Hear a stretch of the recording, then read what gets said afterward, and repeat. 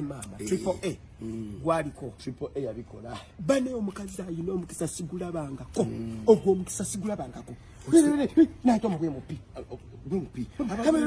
speaker nyumba omwami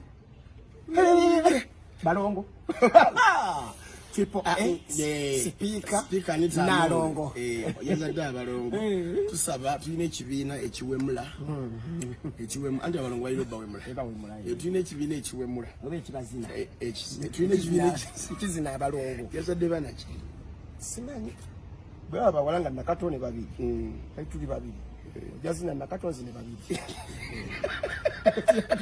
kuba kuzina balongo naye salongo omukulu Magogo nalongo triple A speaker zadde abalongo tuyite wabali wawede tobera mu parliamenti nabino bennawe ebiri kumbali eri akola ki azala asumulukuka neze baleka nkubulire ku sente Magogo yakubye sente n'ekitiibwa kye ne mwuka mwatambulira zisandiza kati nabaje kati speaker zadde abalongo olwaje sente bayiba biswada nabyo tumanyi yakola ate abantu ab'ebitiibwa kuzala kuswaza bamwe akafaananyi yatandika bitya Magogo closes chwa speaker closes chwa nalege naye badrai congratulations guno omwaka gubadde gugwo tukusiimye nnyo nnyini ddala webale nnyo congratulations tubawe mulire ebukedde yeeyo nnyo ku lubiri lw'ennyumba bawemulira tuyite twabali katate tulina ekibiina ekiwemula nzano kalekaleko ono ye top shaka naye muganda wange yakikulira tayimba ennyimba z'abalongo woowe akeyo kabedi mama kenebere baba ali speaker tulini ano omuntu mukwata ntyo ate omuntu agamba emmoloka ngitwala nga tuba tugiridde okwesigama ko kwesiga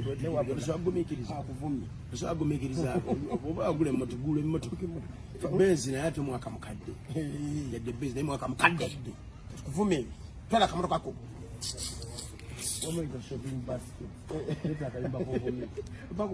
nekwe ngenda gulayo gofu ngenda gulayo kagofu kwe katunga just njalundiramu mbwa saagala givuga njalundiramu mbwa omanyi lwaki kwaba ngamba gofu yine bugo mu bwo buto bukuliramu bulungi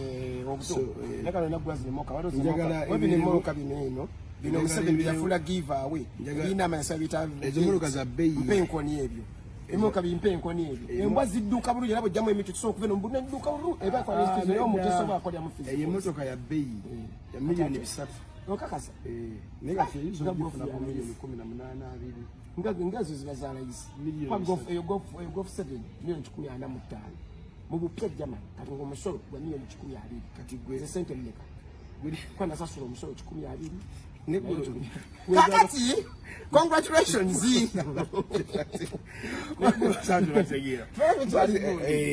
mama Anita ochimanyi bambi we bali abazadde kati abana ebazaala babateke ku diet entuufu feka tutumayi kikyo tulina mibiri gyaffe kubanga batugamba walina omuceere ogulimu obutwa kati ekyamazima bwe guba omuceere gwa butwa zina twatwala oisegeera ne batuguvaako kati era ozitaka kwa butwa mwebutwa kati agulidde n'atalidde aseka tulina gulemerako buki bulemezi bagambye omuceere gwo bwogula nnyo gweta kansa kusikaba kandida infection biki bujje eyo tugenda okukola katujye enfumba gye bafumbamu amayinja ge gali organic ge tuba tulya abakyalina batuwuta mu supu gwe gasiike tulye kwa kati buli kimu kirimu ebulwanyi bajja tugamba n'amatooke nawo kati galimu obulwadde minisitule zonna zeetereze mama Nabbanja prime minister tukwegayiridde nnyo kira mu minisitule zo omutageeza ebintu osegi abantu bamata omuceere ogulimu obutwa how bagenda katutugamba nti no ente zive ankole zirimu obutwa ennyama erimu obutwa mwanko nedda bajagamba ente ziva ekalamoja eziva eno Mbaganda zijja kubamu obutwa ente entuufu okulya zankole alibude bazitunda nika tubata ndikuyingira ate yemmere kwa katonda ate tuame tuyine mmere abantu abama batalina mmere kenye mmere batawanya onigwa tuyine mmere tujja ntusula akyeri n'owulira nga kyekyo sije bakatujje mutujjako omukyeri saba tusigale ku matofu amutu tulya matooke amatooke ono alina alusazi talya matooke kisege omukyere gulimu obutwa nga gubamu obutwa buti mama nabanja pa mukwepena twakoye wepena kirayo yepenye mu mpale ya pinki naye naye beba prime minister betwetaaga atana sagako n'abantu nasanyako bibagera mule banga akuba bikode popo wale nyonga ali mu training akuba bikode akanga mwababu manyida uli akazabuji wewe bobi wayini akuba mukungu bobi wayini auga kutsige ebintu babona bakulembeza bayino yingirira ebintu tusange ntino mu 7 akubi oba akubiruli yaddukamu ko ngagira ati bajoke yaddukamu tumanja asobola tubagala yepene ko ngakubye ekino agenda mu swimming pool banange museveni bila nabanja wagira ku mupiira kulanga nze kyenjagala akube kaple ayingire eddubi bwezui awugeko musege tarere aliro agasinga obungi ebibiina ebigabirizi by'obuyambi bize bikiremerako byagala amafuta gayingire wamu n'emmere n'eddagala Isirayiri egambe yino obweraliikirivu nti amafuta gagenda kuggwera mu mikono gy'Abahamas. Ate Isirayiri negatako n'ekirala nti mu mawulire gayo ag'ekikese kitegedde nti mu wiiki zino bbiri amafuta gandibadde tegaweddeyo mu luwananda lw'e Gaaza naye ago agaaliwo olutalo bwe lutandika ate Bahamas ne bagakukulira bagasigaze baligeeyambisa mu mbeera yonna eddako. Kati Isirayiri ega nti amalala g'esindika era ebenga eyamba Bahamas kubanga basobola okugakozesa okukolamu ebyokulwanyisa. Mu mbeera era ey'olutala mpuliza we twogerera wiiki kati zisoba mu 2 abawambibwa Isirayiri basoba mu 200 omuwendo gutankanibwa naye ekitabuusibwa nti gusoba mu 200. Bahamas bagamba balina abantu 205. Isirayiri egamba yo beekakasa abali mu mikono gy'Abahamas bali 222 gwe mwendo ogusembyeyo gavumenti ya Isirayiri gwewadde naye ekitabuusibwa nti omwendo guno gusoba mu 200. Bukya bawambi bw'enteseganya zibaddewo eziwomeddwamu omuntu okusingira ddala eggwanga erya Kata oluvannyuma ne bayambibwako n'eggwanga erya Misiri okulaba nga abantu bano banunulwa. Mulimu abasirikale ba Isirayiri, mulimu Abayisirayiri aba bulijjo ne mulimu n'abantu abava mawanga amalala abasangibwa mu Isirayiri abamu baali bazze kulambula be bamu kwabo abali mu buwambe. Kati Bahamas bategeeza nti ng'enteseganya bwe zigenda maaso naye mu bikwekweto bino Isirayiri byegenda maaso ng'ekola ku bawambe baayo kuliko 2 beyettidde. Hamas bwegamba nti mu bino ebikwekweto byekola Isirayiri mu bantu besse mu luwananda lwa Gaaza abamu ku bawambe ekimanye nti 2 kati bafu naye nga bafudde nga Isirayiri yeebase okusinziira ku Bahamas. Wetutuukidde olwaleero nga Bahamas batandise okutaayo ku bantu omugatte kati gw'abantu 4 abasomoloddwa ensonga ku bano bonna Bahamas gye bawadde bagiyise humanitarian grounds nsonga z'abuntu kwe basinzidde okutabana era tebataddewo kakwakulizo konna eri Isirayiri.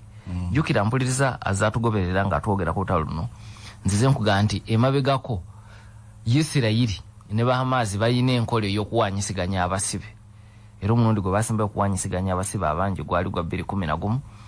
Isirayiri yata abasibe Abapalestina abasoba mu 100 n'Abahamas ne bata omusirikale gwe baali bawamba owa Isirayiri Gerard Shalit. So kati kubana abana Bahamas tebataddewo kakwakuliza era ensonga gye bawadde bagambye y'abuntu. Ku lunaku olwokutaano be basoose okutaba abadde 2 Natalie Ranan wa myaka 17 ne nnyina Judith Ranan wa myaka 59. Bano basibuka Isirayiri naye nga batuuze mu ggwanga erya Amerika era babeera Chicago mu ssaza erya Illinois. Mu kubata Bahamas babakwata ne babakwasa ekitongole ekya Red Cross ne basaza ensala ey'e Rafa ne bagenda mu ggwanga erya Misiri. Emisiri gye basanga abasirikale ba Isiraeli ne babajjayo okubakomyawo mu ggwanga erya Isiraeli. Kakati ku balaza eno era Bahamas ne bataayo abantu abalala babiri. Era enteeseganya zino nga zirimu eggwanga lya Qatar ne Misiri. Ku luno baatadde abakyala babiri. Yocheved Refugees ne Nurit Yezak oluusi ng'ayitibwa Nurit Cooper. Era ensonga gye bawadde ya humanitarian grounds. Kakati bano babaddeko okusika omuguwa mu kusooka kubanga Hamas ku lw'omukaaga ku lwokutaano yennyini yategeeza nti bwetaba lya ababiri abalina obutuuze bwa Isiraeli ne America yali yagala n'okuta abantu abalala babiri beetaayogera mannya wabula n'egamba nti bwetegeezeza Isiraeli nti twagala okuwa abantu bana ababiri Isiraeli n'egaana naye nga Isiraeli egamba bweba Hamas ng'eyagala okubata nga tewalika kwakkulizo lwaki eyagala kuba tukwasa egende bateeke ku nsale rafa bayingire Misiri fe tujja kubafuna obe bakwase Red Cross lwaki ekiremerako nti erina kubakwasa ffe kati okuva ku lwokutaano ku lwomukaaga Hamas n'eddamu bwe muba beetegefu ku Sande tujja kubabawa Netanyahu n'agamba ffe tetwagala kumanya.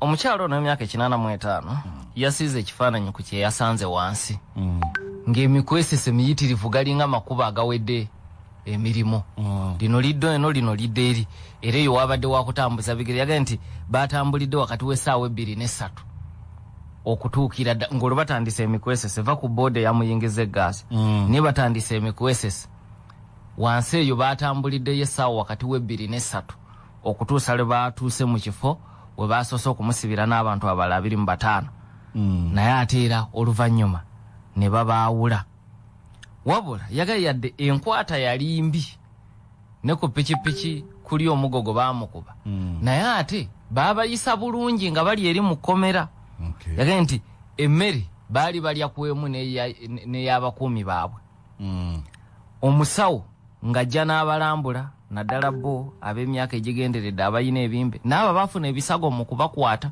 nga babaleeta nti era ng'omusawo ajja n'abajjanjaba ti embeera y'obuyonjo nayo yabadde nnungi nnyo ng'era kaabuyonjo zaabwe ziyina ajja n'azirongoosa buli lunaku n'olwekyo yeebazizza empisa gye baabayisizzaamu eri. Kakati abakyala bano ababiri bali ku ddaala lya jjajja babba baabwe bo baabaleseeyo mu buwambe jjukira bano babatadde kye bayise humanitarian grounds ebimbe bibadde bibatawaanya ndowooza Bahamas ne bataagala bafiireeyo ne babasumulula ndowooza babba baabwe bo babadde bakyesobola bo bakyabasigaza era ekikulaga omukyalo ono nti yabadde musanyufu engeri gye baabayisizaamu yadde embeera yalinzibwa akatambi Hamas ke yafulumiza Hamas baakuta akatambi nga bali mu kubawaayo eri aba Red Cross kakati abalwanyi ba Hamas babaleeta mu katambi obalaba nga feesi zonna bazisibye obukookolo aba Red Cross bo balaba n'omukyalo ono ne munengo balaba bulungi babadde batuuka nga babasiibula omukyalo akyuse n'atunuulira omu ku basajja ababaleese n'amusika mu mukono mu ngeri eringa emwebaza era n'amugamba ekigambo eky'Oluhibru olwogerwa Abayudaaya nti shalom ekitegeeza nti mirembe kakati kikulaga nti ndowooza asiimi wiiki 2 engeri gye babakuttemu nga bali mu nkomyo era mu press conference yagambye nti embeera enzibu yali wali mu kutukwata masasi gayita eno gayita eri olaba emirambo n'engeri gye baamutwala okubaka pikipiki ne kakuvuga okuyingiza oluwananda lw'e Gaaza kakati ampuliriza eyo ng'ovuddeyo ku nsonga era ez'enteeseganya zino Qatar yazisookamu Misiri n'ezeegattamu kati amawulire galaga nti n'eggwanga erya Turkey ligattiddwako mu kwogeraganya ku njuyi zombi wakati wa Isiraeli ne Bahamas era minisita wa Turkey w'ensonga ez'amawanga amalala yategeezezza nti okuyingira mu nsonga zino ne Amerika n'omukago gwa Bulaaya nabo baabasembye ekitegeeza nti babakkiririzaamu nti basobola okuwulirizibwa ku njuyi zombi kati nga kata ne take bwebadde kubanga okubeera omutabaganyi enjuyi zombi zirina okubanga zisobola okuwuliriza. Kakati America bwesemba omanya ne Isiraeli ejja kukikkiriza. So kakati Minister wa Ttaka w'ensonga z'amawanga amalala aga nti beegeyezaamu n'Amerika nabo ne bakikkiriza ekittake okwegatta mu kwogeraganya n'enjuyi zombi kubanga ng'oggyeko ekyokwogera okulaba ng'abasibe bafuluma waliwo n'okwogeraganya ku nsonga ey'okuteeka wansi ebyokulwanyisa ceasefire kikendeeza abantu abafa oba oliawo batangire n'ekitta abantu ekisuubirwa singa amagye ga Isiraeli gayingira.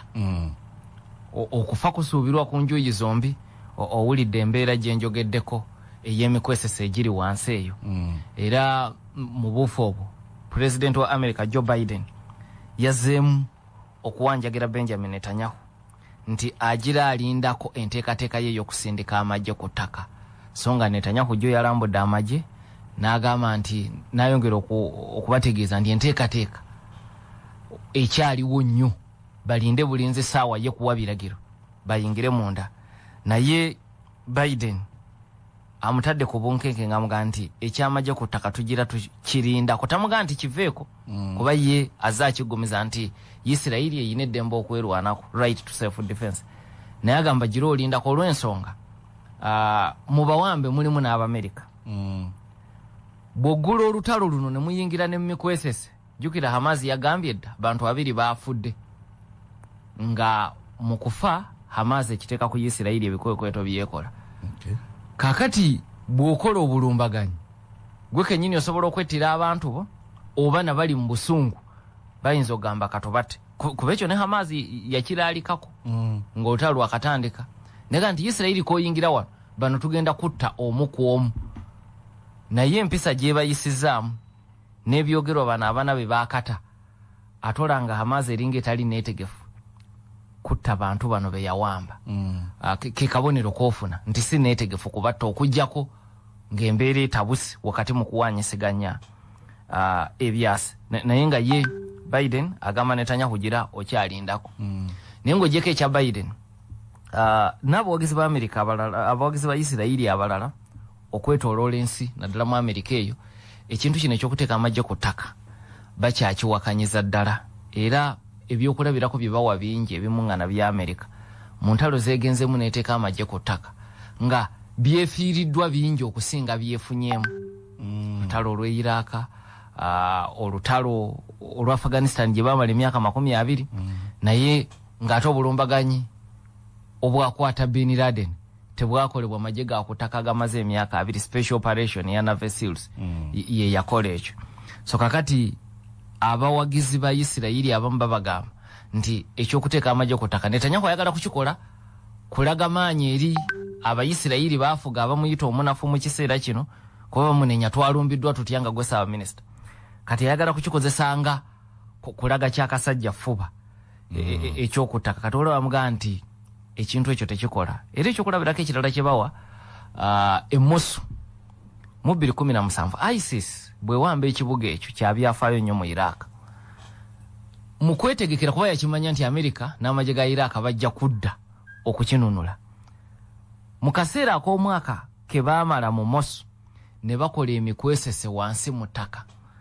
Kati Amerika n'amagye ga Iraq gagenda okujja okusiguukulula ISIS mu Mosu waliwo okulya n'okkomba essowaani.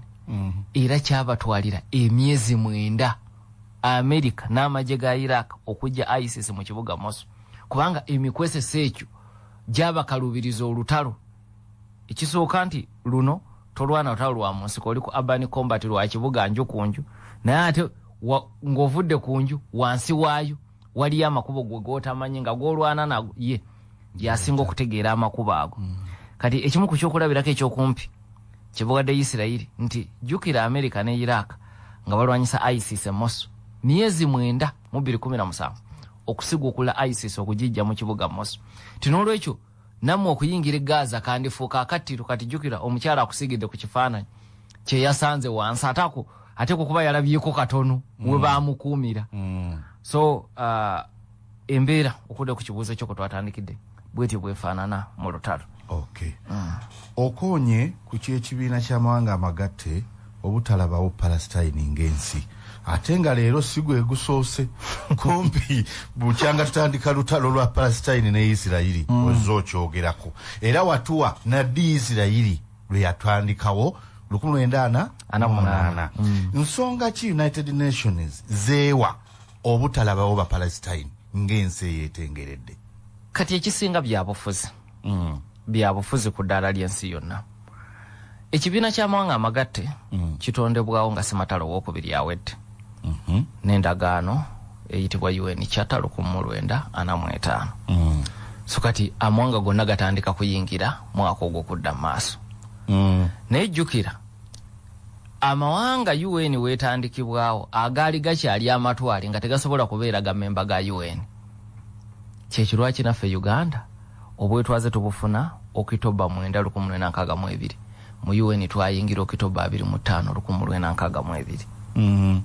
Ntegerekese twamala kwetengera luli Bungereza yali etutuukirayo yetutegeerera kakati lwe nayogera ku byafaayo by'ekitundu kino awasanga wa Isiraeli ne Palestine nakutegeeza nti modern state ya Palestine ebadde tebeerangawo naye ng'ekitundu kye bayita Palestine kyo kibaddewo bintu bibiri byanjawulo manyi subject eno bulungi njogera ate oyogera ekigambo kimu ne kitabula abantu bangi. Modern state ya Palestine tebangawo ngane ya Isiraeli bwe badde tebangawo okutuusa mu 1948 naye ekitundu kye bayita Palestine kyo kibaddewo kakati naye ekitundu ekyo kizze kifugibwa empires nyingi era nja kutunuulira ebbiri ezaasembayo. Ottoman Empire ye yakifuga okutuusa mu Sematalo asooka. Bungereza ne banywanyi bayo bamega Ottoman Empire ne bezza ekitundu ekyo era ne kifuuka British Mandate of Palestine.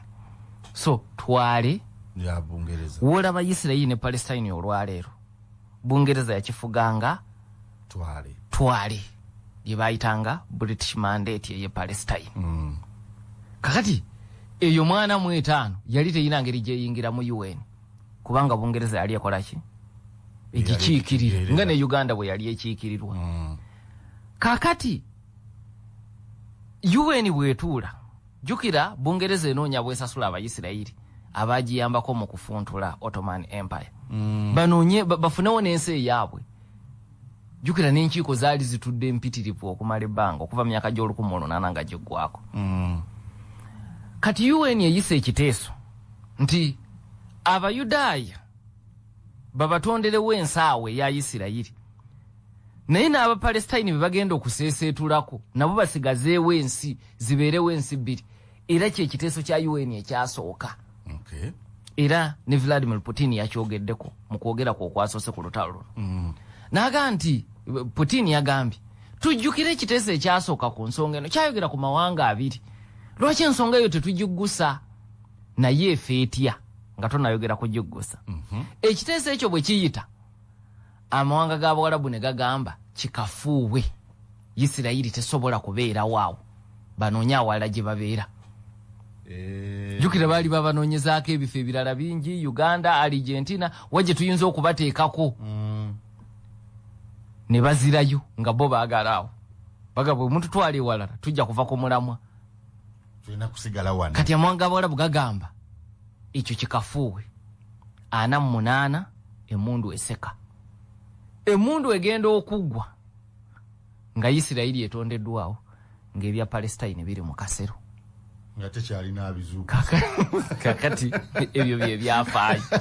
So kyekirwaki n'okutuusa olwaleero Palestine sinsinzijuvu ey'ekibiina ky'amawanga amagatte. Kitutwala ku kyewayogera olulala lwaki okusika omugwa kwali baddewo ebbanga eggwanvu bwe riti baagaana okuseeseetuka ne bano ne balemerako. Kati tuli mu bbanga kuba bali bagamba ate ffe tukkiriza tutya abasaatuusa okujja ku ttaka lyaffe bafune obwannannyini tukolewo ensi bbiri. Tetusobola tujja kubawakanya ku mpaka olwo teruliggwa. So awo Palestine kati ekiddamu okuzuukusa ensonga ekyo ye Oslo Accords ze twayogerako era wano 93 ne 95 era ogwo gwali mukisa munene Isiraeli ne Palestine gwe baasobwa okugonjola ebizibu bino kubanga ku ludda lwa Palestine wayina Yasser Arafat Palestine abangi gwe bali bakkiririzaamu yayina kye bayita legitimacy kati ne bwoteesa okusoomozebwa okuliwo Mahmoud Abbas omukulembeze wa Palestine talina legitimacy kati ne bwoteesa naye ne mukkaanya tebijja kukola kuba talina legitimacy abantu tebamukkiririzaamu kati international community ng'erwana okugonjoola ensonga eno ekyayina n'okusooka okulwana okuzimba omukulembeze ayina legitimacy era okwo okusoomozebwa okusooka kwa mawanga g'Abawarabu awo bayina okutandikira Arab League n'abalala ba Erdogan Iran n'abalala bayina okuzimba obukulembeze obuyina legitimacy mu Palestine ng'entandikwa nga Yasser Arafat bwe yali kati ekyo kyanguya enteeseganya so omukisa gwaliwo 9395 ne gufa abamu bwe bawakanya Yasser Arafat abamu ku bamwakanya ba Hamas so nga ate ku ludda lwa Isirairi yo ne kyonoonekera ddala Yitzhak Rabin bwe yatemulwa tugende maaso America ne Russia eggulo buli omu yaleese ekiteeso kye mu UN Security Council ku nsonga ya Isirairi wabula byonna tebyayise obuzibu bwavuddewa mbiranyiza abo ababiri America ne Russia era buli omu yaleese ekiteeso ng'amanyi munajja kukiwakanya ng'akozesa eri gye tuyita veto powers kakati ekya America ate no bibadde bifaanagana ku nsonga nnyingi enjawulo obadde ogiwanga ku 10%. Kuga kyekikwewuunyisa enjawulo eringa ku 10% bw'otunuulira ebiwandiiko nti America ebadde yagala bateekewo kye bayita humanitarian pause okuyimirizaamu katono emmere n'eddagala bibe nga bisobola okutambula cease fire kuteekera ddala wansi byakulwanyisa ekirala America ng'eyagala Bahamazi bata abantu bonna abasibe Hamazi beerina era ekyo ne Russia tekiwakanya naye Russia kyebadde tekkaanya nakyo nnyo ku kiwandiiko kino ekya America nga America teyogera ku ceasefire enzijuvu kati yo Russia gatwetaaga okusukkawo ku humanitarian pause ekirala America mu kiwandiiko kyayo ng'egamba Russia Isirairi eyina eddembe okwerwanako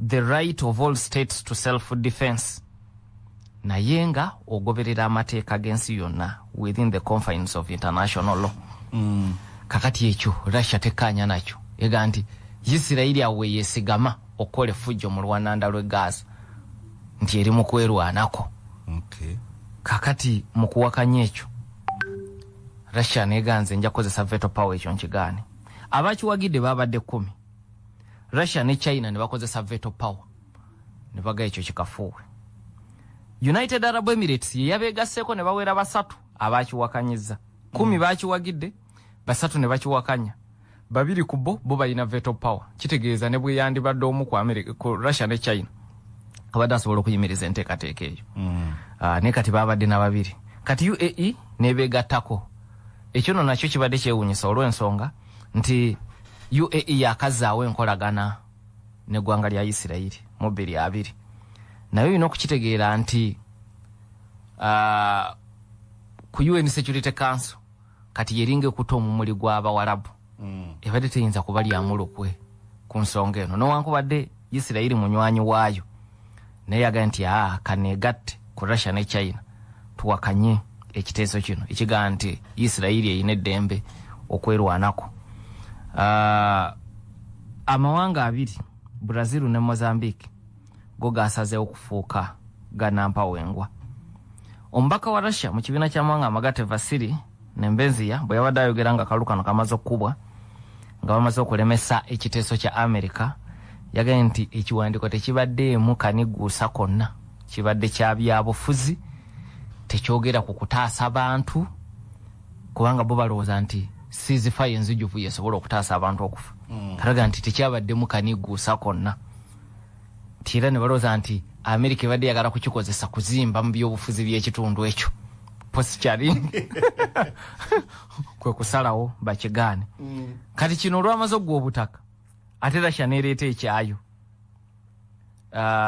nakyo ekyagudde obutaka nkugambye ampuliriza nti bingi bibadde bifaanagana mu biteeso bino ne Russia evumirira obulumbaganyi ba Hamas bwe bakola obwavaako abantu 1400 okufa Isirayiri. Ne Russia okufaanagana Amerika naye eyagala humanitarian pause okusirisamu abantu bafuna obuyambi naye ng'ekyo kivuddeko eyagala ne ceasefire enzijuvu. Ekirala eyagala abantu abagala okufuluma babaleke bafulume nga bayita eri ku nsalo ey'erafu. Naye ate neewakanya ekya Isirayiri okukaka abantu abali mu bukiikakkono bwa Gaaza badde mu bukiikaddyo. Ekyo ekiwakanya ega abantu baddembe mu nsi yaabwe okusigala we baagala. Toyinza kujja n'osengula abantu kirindi. Era bw'ogenda ne mateeka g'ensi yonna ogwo nagwo oyinza okubeera omusango mu misango egya ISIS okukaka abantu okusenguka ekirindi. Lwaki obakaka? Kati Russia egamba ekyo nakyo tekkaanya nakyo kyeyaleese mu kiwandiiko. Bamemba babadde bana abakiwagidde: China, Gabon, Russia ne United Arab Emirates. Bungereza ne America ne bakozesa veto powers zaabwe ne bakisimbire kuli. 9 bo ne bagafe tetujja kuyingira ntalo zammwe katusigale waka. Oyinako Albania, Brazil, Ecuador, France, Ghana, Japan, Malta, Mozambique ne Switzerland. Botebazi. Boba balonzi kaba kalulu naye gwe noganze ndi wakati. Nze sigaddaawo. Abstention. So mbufunze kyabadde kigudde. Kubanga nze nkinyonyola nti UN Security Council k'abantu 15. Bamemba 5 bankala kalira bo babaddewo okuva UN bwe yatondebwawo. 10 si bankala kalira. Ekiteeso okuyita kirina okuwagirwa bamemba 9. 9. Sikusingako obusinzi nti bw'oweza 8 oba owangudde. Balina kuba 9. Naye ne ku 9 obwo okuyita walina okubanga ku 5 ab'enkalakalira tewali awakanyiza. So obukwakulizo bwa mirundi 2. Kuba ne bw'oweza ne bw'oweza omuwendo ogusingako nga bali 8. Naye nga waliwo wenkalakalira awakanyi. Ne bw'oweza omwenda tugaye mwenda kuba mwenda lyesalira. Bw'oweza omwenda nga bawagira naye nga kuliko wenkalakalira awakanyiza era tekikola. Naye nabana ab'amaanyi ne bagamba tugeze 5 bonna kuba waliwo eyambuze ennaku ezo tine kati bane 10 omugaso gwabwe ki ng'omu ku bali 5 asobola okusazamu bye balonze. Omugaso gwabwe guli omutonotono olw'ensonga nti 5 basobola okuwagira ekiteeso bali abalala 10 ne basirika busirisi abstention. Kitegeeza nti mbeera ya bulijjo bandibadde bawangudde 5. Naye tebasobola kuwangula kuba beetaagayo obulwa obulala 4 okuweza omwenda. So yadde amaanyi gaabwe matono naye nago gayina amakulu. Bano abatali bankalakalira 10 bo bajja batya? Balondebwa batya? Kakati UN system yazimbibwa abawangula Ssematalo owookubiri. Ne bakola ekintu kyabwe ko basinziira okufuga ensi. Naye bamala okukikola nabali katubasembeze baleme kwerabanga abali ewala nnyo na kino. Ono Muhammad Nsereko atera kubayita bandya nabo. Kati gwolowooza gw'omu ku bo naye nga bakuyisa olyeko buli. Osembedde busembezi kulya. Malcolm X yagambanga sitting on a dining table does not make you a diner.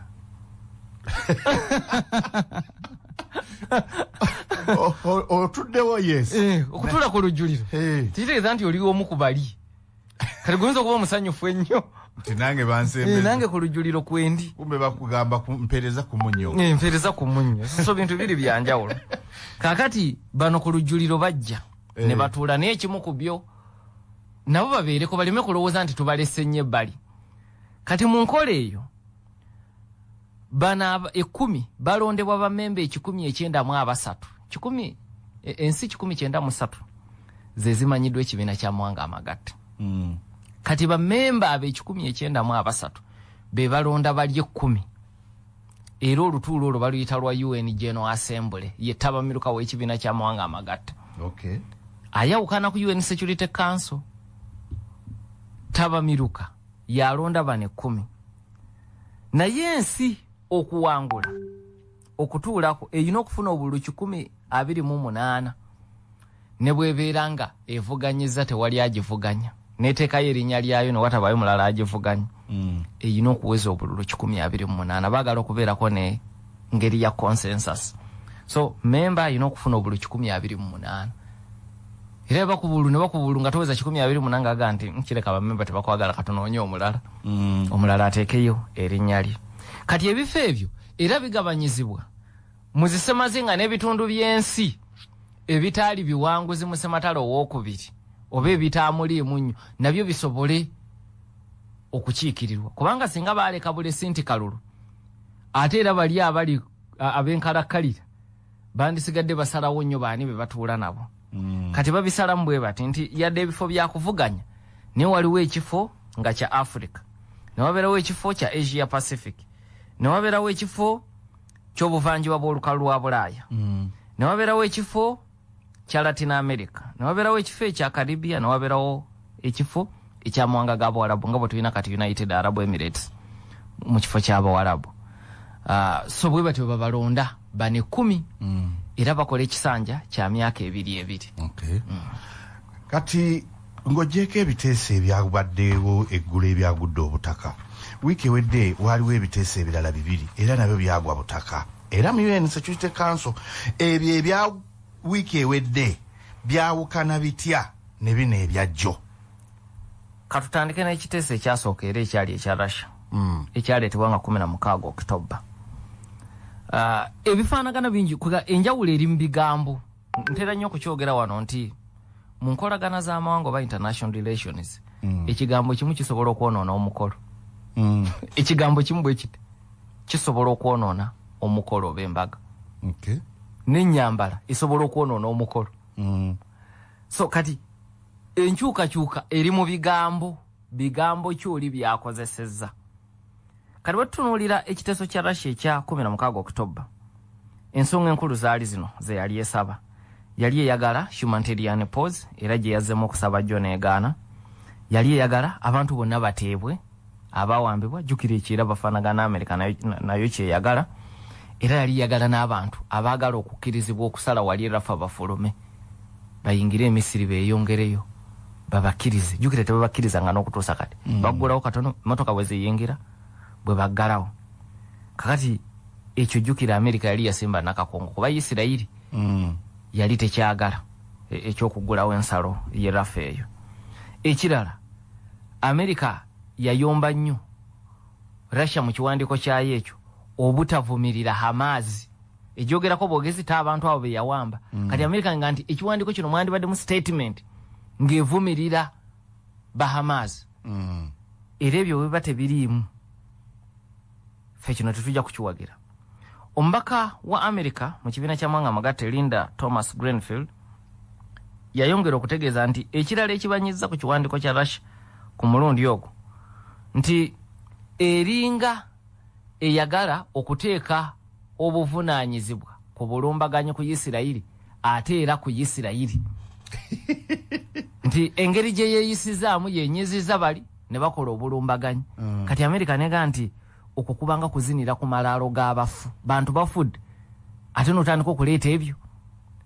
Kati America ga nti mpagira ntya ekiteeso resolution efaanana bwetyo era akalulu kagenda okukubwa bamemba baali bana be beegatta ku Russia. Umulira nofuna emirembe gy'otalabangako nkwanjulira we byakagwa obutaka ku nsonga za Isirayiri. So tubadde ku kya Russia ekyasooka ekya October 16 akalulu kagenda okukubwa. Russia yafuna amawanga 4 agagyegattako so ne gabeera amawanga 5 agawagidde. Amawanga 4 ne gawakanya okuli Bufalansa, Japan, Bungereza ne America. Nejjukira kwago olinako amawanga 3 agayina veto powers Bungereza, America ne Bufalansa. Amawanga 6 era go ne gabeera gannampawengwa. Kwali Brazil, Ecuador, Switzerland n'amalala. Mu bufunze ekyo ekiteeso kyali kigudde. kakati ekiteeso ekyaddako kyaleetebwa Brazil naye mu kusooka na kino kyalina kuleetebwa ku lunaku luli olwa Brazil olwa ekiteeso kya Russia wabula America negamba Brazil nti giro olindako okukyanjula tukyayina okwogeraganya okugenda mu maaso kuyinza okutuyamba okutuuka ku kukaanya ne muleeta ekiteeso nga naffe tukiwagira Brazil nekkiriza bwaba nga waliwo omukisa ogw'okuwuliziganya era kyekirwaki kijja luvannyuma nga 18 Okitoba naye egenda okukyanjula ng'era America simativu kakati ekiteeso kino ensonga enkulu nayo kyali kyogera ku humanitarian pause sirisamu tutambuze mmere n'eddagala kyali kivumirira ekitta bantu ku njuyi zombi Abayisirayiri abattibwa n'Apalestina abali mu kuttibwa mu luwananda lw'e Gaaza era kyali kiwakanya n'ekiragiro kya Isirayiri okulagira abantu basenguke okuva mu bukiikakkono bwa Gaaza okukkirira mu bukiikaddyo America yekka yakiwakanya ng'akozesa veto powers ze ku olwo mu kukiwakanya yagamba nti ekiteeso kino kiganya okukkiriza abaakibaze baaganya okukkiriza nti ne Isirayiri eyina eddembe okwerwanako right of self defense yensonga eyasooka ambasada wa America mu kibiina ky'amawanga mukate Thomas Greenfield gye yawa eyokubiri naga nti mu kiseera ekyo mukama we Joe Biden yali mu kwogeraganya ne gavumenti ya Isirayiri n'abakulembeze mu kitundu ekyo wa Misiri Al-Sisi n'abalala ku kugonjoola ensonga eno nga bakozesa okwogeraganya kati ng'abuuza kikola amakulu tuyise ekiteeso wano kuba ebiteeso bya UN Security Council bikambwe era bisobola okuwerekerwa emmundu okubiteekesa mu nkola ampuliriza ekyokulabako kyenja okukuwa Gaddafi bwe baamuyisaako ekiteeso nti tobuusa nnyonyi mu bbanga mu 2011 no fly zone kasita yagezaako okuzisitula nga bakuba nkube so yenjawulo eri wakati wa Security Council ne UN General Assembly mu UN so oganye yina amaanyi yeeno Security Council kakati onaabuuza lwaki tuyise ekiteeso wano ekikakali nga te Biden binaalinga byali mu kugonjoola ng'ayita mu kwogeraganya bye mwagala kubajjukira asinzira Isirayiri nakubira Al-Sisi Field Marshal omukulembeze wa Misiri era ekyavaamu okugula ensalo erafa emmotoka ne zitandika okuyingira ezireeta emmere n'eddagala kati nga nti bingi ku biri mu kiteeso kino ekya Brazil ate Biden byaliko mukama we so naga yensonga esooka naye eyokubiri naga nti kimulumye nnyo kubanga ekiteeso kino tekiri mu nsonga eyogera ku ddembe lya Isirayiri okwerwanako ate nga bali babagabe bakiteekemu mu kubasaba bagira bongezaayo kati bwe bali magana ku nsonga eyo ka America kambalindire mu koona mu kyanjule nkozese veto powers nkiwakanye naye kino kyali kiwagiddwa kumpi bonna amawanga 12 gakiwagira Russia ne Bungereza ku luno baafaanagana baasigala wakati bo tebaalonda tebaali na luddako bagwa America neewakanye 12 ne bakiwagira naye olw'okuba America erina veto powers kasita yagamba nti nze nkiwakanyiza tekyakola kati nga kalukawedde Bungereza yannyonnyola kuba amawanga gano buli omu annyonnyola lwaki olonze nga bw'olonze kakati Bungereza yo mu kunnyonnyola lwaki yali eronze bw'etyo yaga nti naye ekigirumye mu kiwandiiko kino ekya Brazil ye Brazil obutakkiriza nti Isirayiri eyina eddembe okwerwanako right of self defense kyekirwaki teyawagidde ekiteeso n'asalawo okusigala wakati naye olw'okuba ebibaddemu ebisinga obungi birungi ate netakozesa veto powers nesalawo okusigala busigazi wakati kuba bw'osigala wakati bw'ataba wakozesa veto power ensonga eyita kati nga ku nsonga ya Gaddafi China ne Russia be baali balina okutaasa Gaddafi tebawagira kiteeso nene ba abstaininga kati olwo bali bamaze okufuna kye baagala so n'okusigala wakati oba okubya akalulu ng'ate kayina obubaka bungi singa ku mulundi ogwo Russia oba China yakozesa veto powers oba oli awo sengana buli kati Gaddafi yakyali president wa Libya. Esebo. All right. Eggwanga lya Jordan libaza ekiteeso ku Israeli kyebaagala okwanjula mutabamiruka wa UN General Assembly. Biki ebiri mu kiteeso kya Jordan era ebigendererwa bya Jordan ki? Kakati ampuliriza nja kujjukiza katono nti Jordan nkulu nnyo mu nsonga z'olutalo luno era ku Lwokuna twagimalako akaseera ku Lwokuna oluwedde nga tukulaga ebyafaayo byayo eri Isirairi ne Palestine okuva mu 1948 tetujja kubiddamu. So nsonga nkulu ate bonna basobola okugiwuliriza. Isirairi esobola okuwuliriza Jordan so nga ne Bahamas basobola okuwuliriza Jordan kuba mu mbeera ennyangu eyiyeewo omubiri ku lw'Abapalestina okuva 1948. Ensonga Jordan lwaki agireeta eno oluvannyuma lw'emirundi ena ng'ekiteeso ku Isirairi kirema mu UN Security Council. Jordan kwegamba nze kambageyo kyensobola okuleeta mu UN General Assembly tabamiruka kibeere bubezi nga kabonero kubanga ekiteeso Jordan kyeyagala okuleeta ne bwe kinaawangula kikola nga kabonero bubonero oba kulabisa bulabisa. Tekiringa kya Security Council ne Jordan yegamba nti keekole ekyo Muganda ayina enjogera nti akasukali ali nalyo taba muti yo tejja kusobola kuyita mu Security Council naye nesobola okuyitayo ate nesobola okubako ne bamemba abawera beekuyega kubanga eri mu UN Security Council bali 15 ne mu General Assembly bonna 193 bamemba era bonna beetaba mu kubaganya ebirowoozo n'okuba akalulu. Kati wakirikana akubwa ne bawangula yadde nga tewali kiddako kuba muwangula nene wataba kiddako ne kaba kabonero kakulu obubonero obw'ekika ekyo tubulabye ku nsonga z'olutalo lwa Russia mu Ukraine nti ebiteeso ne bireetebwa mu UN General Assembly ne bikubwa ne biyita ne tutegeera ani afuuse nampawengwa ani awagidde Russia ani awagidde Ukraine nayo bikulu birina kye bitegeeza mu byofuzi biri ku ddaala ly'ensi yonna. So gwe mutima Jordan mwereetera ekiteeso kino yamaze dde okukibaga era bwatabawo nkyukakyuka bajja kukyanjula olunaku olwaleero. Ebimu ku bikulu ebiri mu kiwandiiko kino ekya Jordan ekisooka baagala emmundu esirikirewo.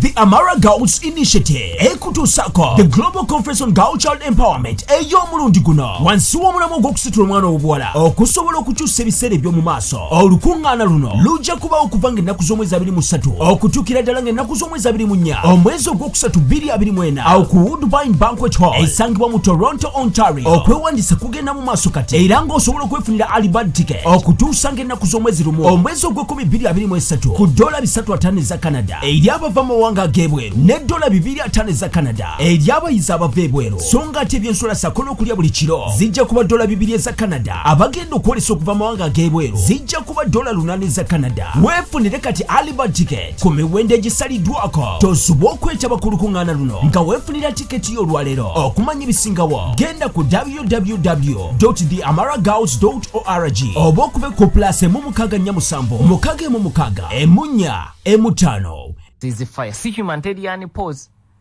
baagala enjuyi zombi ziteeka wansi ebyokulwanyisa. Kati manya ekifaanana bwe kiti America teyinza kukiwagira kubanga kiba kijjawo bo kye bayise eddembe lya Isirairi okwerwanako right of self defense. Kakati Jordan kyekulembeza eyagala immediate ceasefire in Gaaza. Ekirala eyagala Isirairi eyimirize ekiragiro kyayo eky'abantu okusenguka okuva mu bukiikakkono e Gaaza okudda mu bukiikaddyo. Ekirala ate ng'era kijja kuvaako America okuwakanya ekiteeso kino. Jordan eyogera ku Isirairi ng'ensi atuusi occupying power. Kakati nakugambye ampuliriza nti mu international relations ne diplomacy ekigambo kimu kisobola okutta embaga. Kati nga tonagenda nakubiri ebirala okwogera ku Isirairi Jordan n'ogiyita occupying force kakati yo mu America ememe ebemaze okufa n'ekyo tekirobera ye Jordan gena maaso na kwanjula kiteeso kye ampuliza nga bangambye bwatabeera nkyukakyuka ekiteeso kino kijja kwanjulwa olunaku olwaleero oba olunaku olunaddako mu United Nations General Assembly. All right.